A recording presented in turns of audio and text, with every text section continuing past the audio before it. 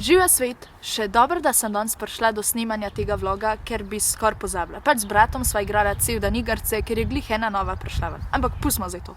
Danes imam za vas pripravljen en spektakularen čudež. A ste že kdaj slišali za Antona Padovanskega? To je bil res velik človek, a ne?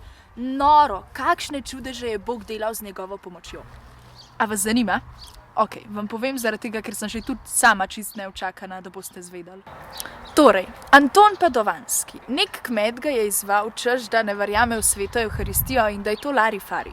In potem sta v bistvu sklenila en zelo zanimiv dogovor.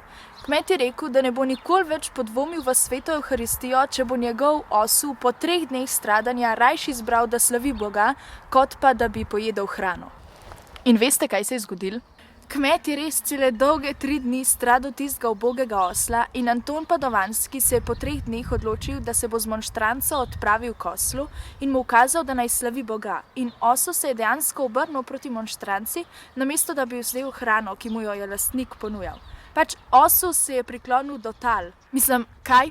A si predstavljate, kako so mogli ljudje presenečeno pogledati? Jaz bi po mojem toliko zazjala, da bi mi čeljust polomila palce na nogah. Ampak predstavljajte si, kaj se je zgodilo potem.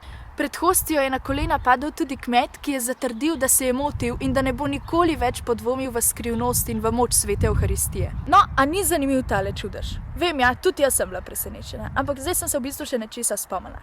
Če je lahko osu po 3 dneh stradanja pokleknil pred hostijo, lahko tudi jaz zdajle neham z igranjem igric in grem zvečer k sveti maši. Pa še župnik bo vesel, če mu bom pomagala z branjem berila ali pa prošanj. Nič, če bi se kdo pridružil, se vidimo zvečer v cerkvi. Pa tale čudež vam bom linkala spodaj. Se vidimo, čau!